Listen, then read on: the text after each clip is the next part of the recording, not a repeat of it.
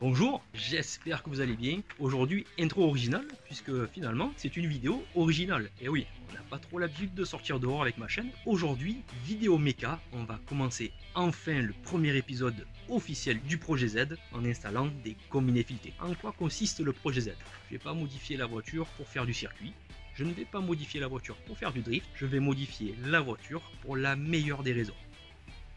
C'est pour le fun, tout simplement. Donc, parlons un peu de ces combinés. Ce sont des combinés filetés qui nous viennent tout droit de chez Time. C'est la gamme Flex Z, et ce sont des combinés qui permettent un très bon compromis entre confort et sportivité, ce qui va finalement très bien à la philosophie de la 350Z. Pour ce qui est de l'installation de ces combinés, ce qu'on va faire pour l'instant, c'est qu'on va les installer comme ça, en configuration de sortie de boîte, et après quelques roulages, on les réglera. Pour ceux qui se sont perdus sur YouTube et qui ne savent pas à quoi ça sert des combinés filetés, eh bien laissez-moi vous expliquer ça en quelques mots. Donc, des combinés filetés, ce sont des amortisseurs qui sont clairement supérieurs à des amortisseurs d'origine, ce grâce à trois facteurs, puisqu'on peut régler la hauteur de caisse, donc en gros on peut abaisser son centre de gravité, on peut régler la détente et la dureté.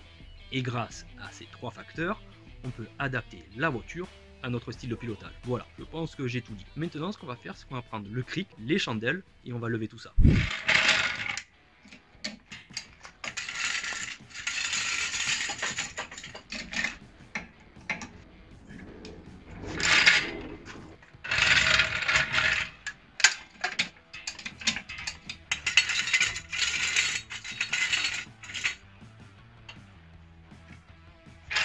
Maintenant, on va faire sauter les roues. Hop.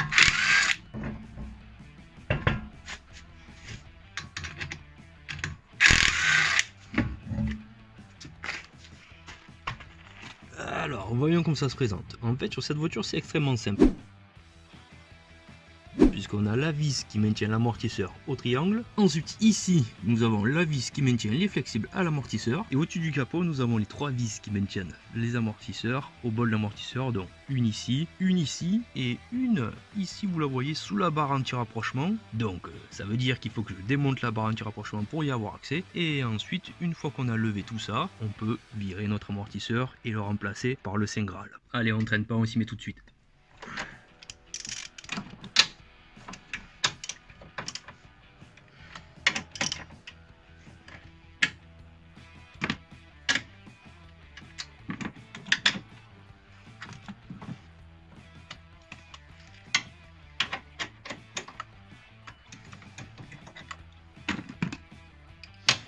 L'autre côté.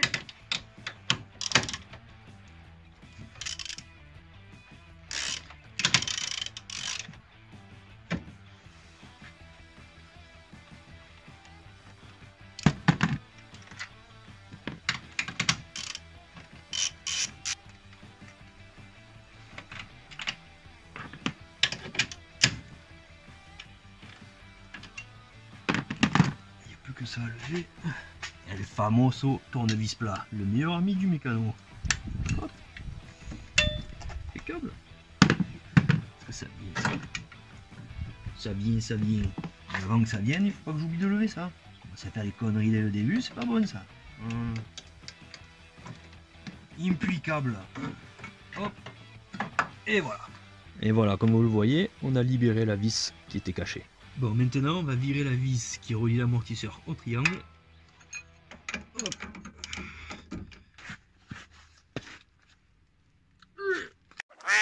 Con. Ah ouais. Bon, on va éviter de forcer avec le cliquet, je vais aller chercher quelque chose de plus sérieux. Voilà ce que j'appelle le niveau supérieur. Tu crois que je rigole, moi, hein? Lol. Qu'est-ce que c'est que ce truc? On va dégripper tout ça, hein. J'ai pas forcé comme un âne de 100 ans. Comme vous avez pu le voir, ça vient pas la clé à choc. Donc bon, j'ai mis un peu de dégrippant. Ouais, je suis carrément en train de tourner entre un garde-boue et un étrier. Bon, bref. Du coup, on va laisser agir et on va s'y remettre incessamment sous peu. One eternity later. Moi, je vois. Bon. À la clé à choc, après dégrippant, ça vient pas.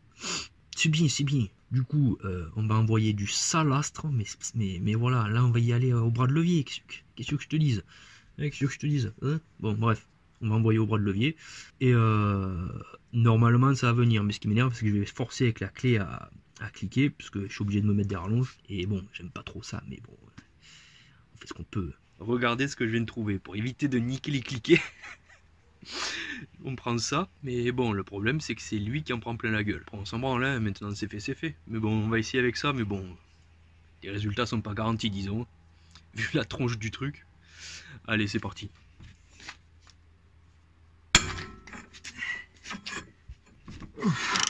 Allez. Oh, ça y est, c'est venu. Eh ben, quand ça fait ce genre de bruit, ça veut dire que c'était bien serré. Hop. Victoire. Maintenant, on va lever lui. Hop. Et il manque plus qu'à lever celui-là. Bien entendu, vu que c'est du Jap, c'est du 12. Hop, impeccable.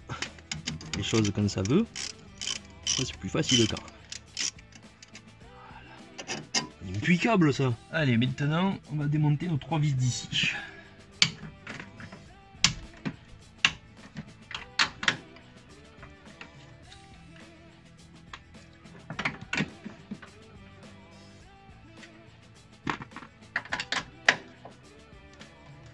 S'il y a des possesseurs de Nissan qui se demandent qu'est-ce que c'est ça, c'est un vieux boîtier Flex Fuel qui a été installé par le premier propriétaire il y a pas loin de 10 ans de ça. Donc ça fait chier au milieu, mais bon, ça fait son taf. Alors on rencontre un petit problème.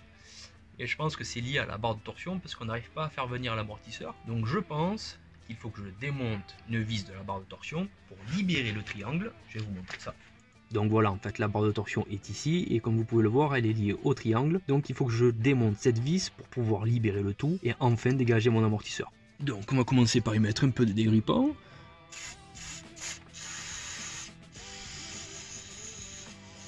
Voilà. Hop, on va remettre lui là, au moins qu'on ne le perd pas.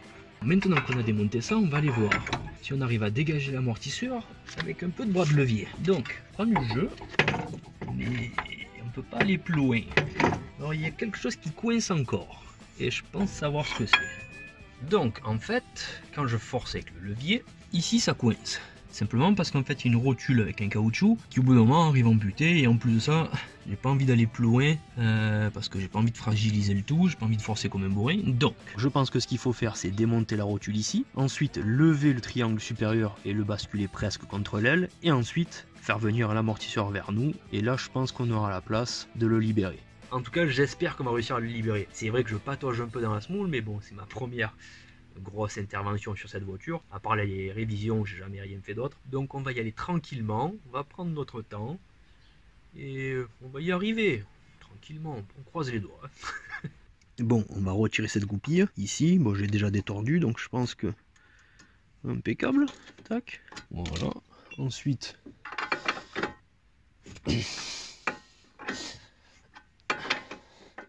Bien sûr, vu que c'est une rotule, ça s'est mis à tourner dans le vide. Donc, j'y ai accroché 2 pincettos. Et là, tout à coup, ça ne tourne plus. Et c'est plus pratique d'utiliser ça. Hop. Voilà, hop. On met la goupille à côté. Et bien sûr, là, on va se niquer les mains parce qu'on ne veut pas que ça tape les ailes. Aïe. Aïe. Ok. Maintenant, on va voir si on peut libérer ici. Ah ben voilà, impeccable. Bon, maintenant en faisant bras de levier, en même temps qu'on bascule le triangle supérieur vers le haut, on devrait pouvoir faire venir l'amortisseur. Ok, aïe, doucement. Ok, c'est bon, je l'ai le salopio. Ah. Victoire. Je suis pas peu fier de l'avoir sorti de là. Bon, maintenant le but, c'est d'enquiller l'autre. Et je pense que ça va être un peu plus facile parce que j'ai l'impression qu'il est un peu plus court. Donc on aura plus de marge de manœuvre pour travailler. Et le but est surtout de l'enquiller avant que le téléphone n'ait plus de batterie. Et après on reprendra demain tout le remontage. Allez, à de suite. Devinez quoi? Eh ben la batterie a cagué, voilà, il fallait s'y attendre. Donc, eh ben, on va mettre cet amortisseur de suite. Et ensuite on va s'attaquer à l'autre côté. Au moins comme ça c'est fait. Et après on basculera sur l'arrière. Alors, le but du jeu c'est quoi? C'est de faire rentrer ces 3 petits tétons dans ces 3 petits trous. Et je préfère vous prévenir, c'est loin d'être facile. Tac.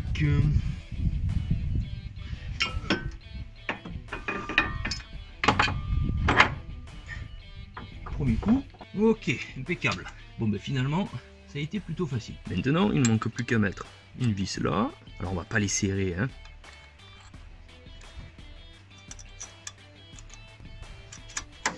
Voilà, au moins comme ça me laisse un peu de marge de manœuvre. Un petit aperçu de ce que ça donne. Voilà. Ensuite, une fois qu'on en est là, il faut que je refixe ma barre stabilisatrice au triangle, que je monte cette espèce de fourche au triangle, que je refixe tous les flexibles, la turite de frein, sans oublier le triangle supérieur. Et pour remettre tout ça, c'est là où je vais avoir besoin du cric. Alors pour commencer, on va mettre notre barre stabilisatrice. Tac. On ne sert pas, juste on présente. Et c'est là où je vais avoir besoin du cric pour faire monter le triangle. Parce que maintenant, il est fixé à la barre stabilisatrice.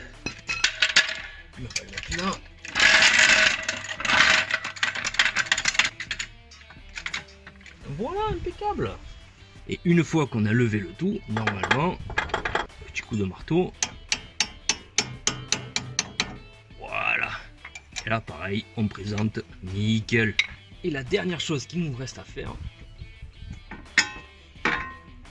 c'est de mettre lui, hop. Et voilà, pareil, on présente, ça laisse un peu de jeu. Ensuite, il ne nous manque plus qu'à mettre les flexibles. Hop.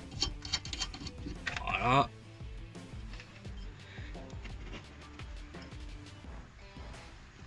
Et voilà, impeccable. C'est pas beau ça? Alors, voilà à quoi ressemble notre amortisseur une fois monté. Et je ne vous cache pas que je suis plutôt content. Il manque plus qu'à tout serrer.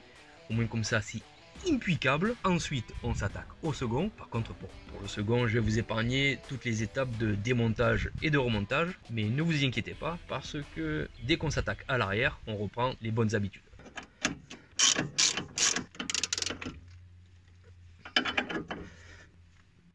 Maintenant, on va s'occuper de la barre de torsion. Il me faut la clé plate.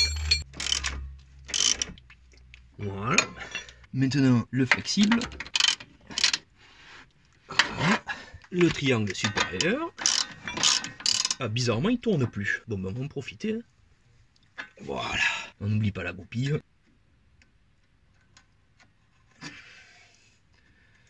Et pour finir, il ne manque plus que les 3 vis du bol. Hop. Une.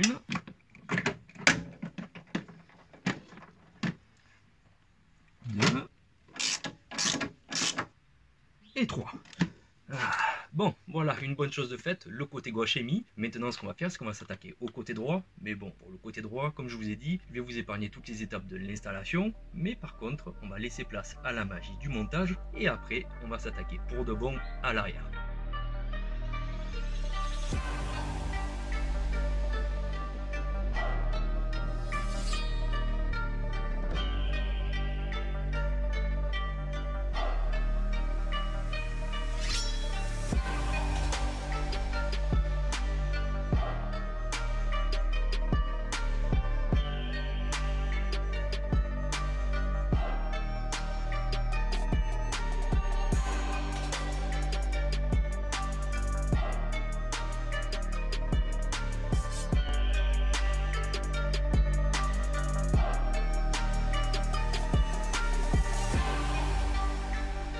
Ah ça y est, ils sont enfin mis. Franchement, je vous cache pas que je suis assez content parce que bon, ça a commencé à traîner les choses. Donc maintenant, on va s'occuper de l'arrière et vous allez voir qu'ils sont un peu différents.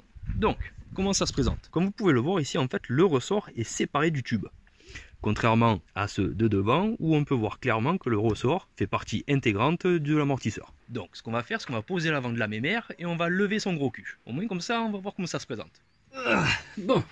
Nous voilà sous la Nissan. Oui, je sais, j'ai des idées de cadrage un peu chelou. Il y a des fois où on se retrouve dans les garde-boue. Bon, ben là, on est sous la voiture.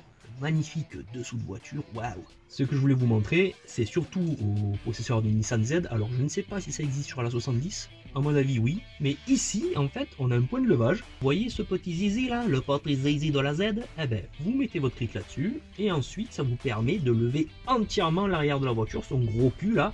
Et ensuite, là où on met habituellement nos crics, on peut poser nos chandelles sans risquer de tout niquer, ce qui est plutôt une bonne chose. Putain, je suis dans des positions, mon gars.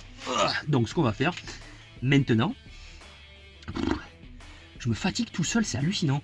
On va lever les roues et on va voir comment se présente ce système d'amortissement arrière avec ce ressort séparé. Je vous avoue que c'est la première fois que je vois ça. Sur ma Mégane, c'est pas du tout foutu comme ça. Et en même temps, on va pas comparer une Nissan Z à une Mégane, même si c'est de Renault. Faut pas le dire. Hein. Mais bon, bref, on s'étale. Allez, on va s'occuper de tout ça. Bon, l'équipe, nous sommes le lendemain. Alors pourquoi? Eh bien pour la simple et bonne raison que je me suis pris la pluie sur le coin de la gueule. Donc on va éviter de réitérer l'expérience aujourd'hui, parce que comme vous pouvez le voir, c'est trempé. Alors on en était à savoir comment c'est foutu là-dessous. Donc notre amortisseur est fixé à la caisse par ces deux vis, et ensuite est fixé à la fusée d'essieu par cette vis. Notre ressort, quant à lui, est maintenu dans cette espèce de bol, et ce fameux bol est fixé à la fusée d'essieu par cette vis, et au berceau par celle-ci. Je pense que si on lève cette vis, on fait basculer le bol et on peut libérer notre ressort. Donc ben écoutez, ça m'a l'air d'être un peu plus simple que l'avant, raison de plus pour s'y mettre de suite.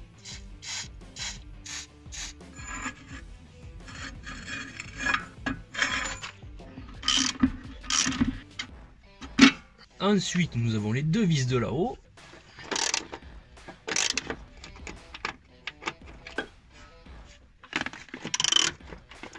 La seconde.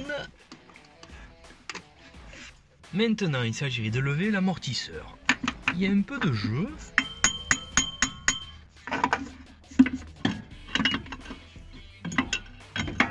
Bon, une bonne chose de faite. Du coup, il manque plus que cette vis pour qu'on puisse libérer le ressort avec son bol. Un peu de dégrippant. Voilà. Est-ce que ça vient avec lui?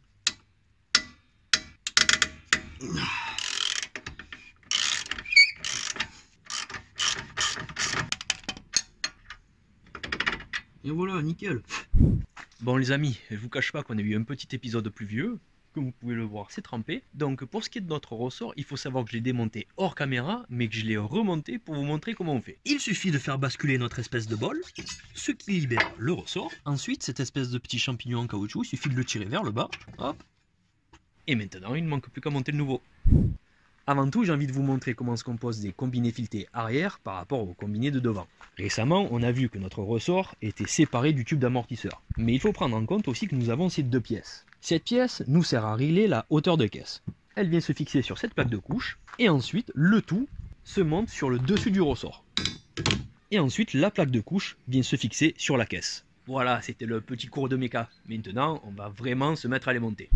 Alors pour commencer, je suppose qu'il faut récupérer cet ancien caoutchouc. Donc bien poser notre ressort. On va mettre un petit collet chiffon. Et ensuite, on a notre ensemble plaque de couche et vis de réglage. Vient de se mettre ici. Et pour monter le tout, il va falloir mettre un petit coup de cric. Bon ben lui il est mis. Il ne manque plus qu'à mettre la vis.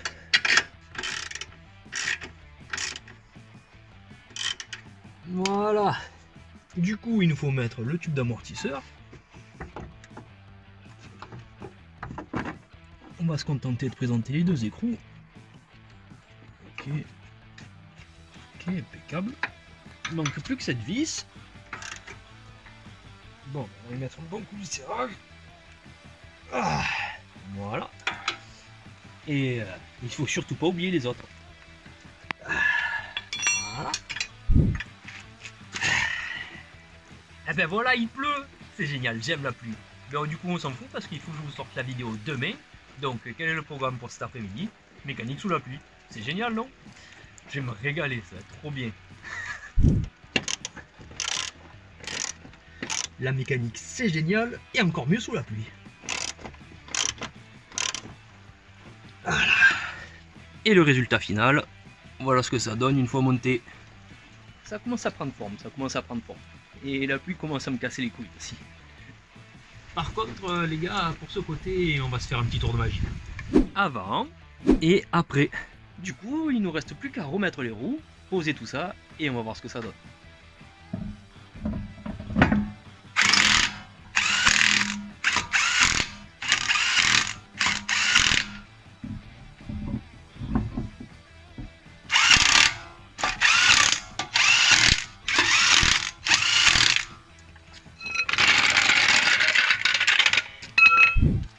Bon ben voilà ce que ça donne, comme on peut le voir elle a bien baissé.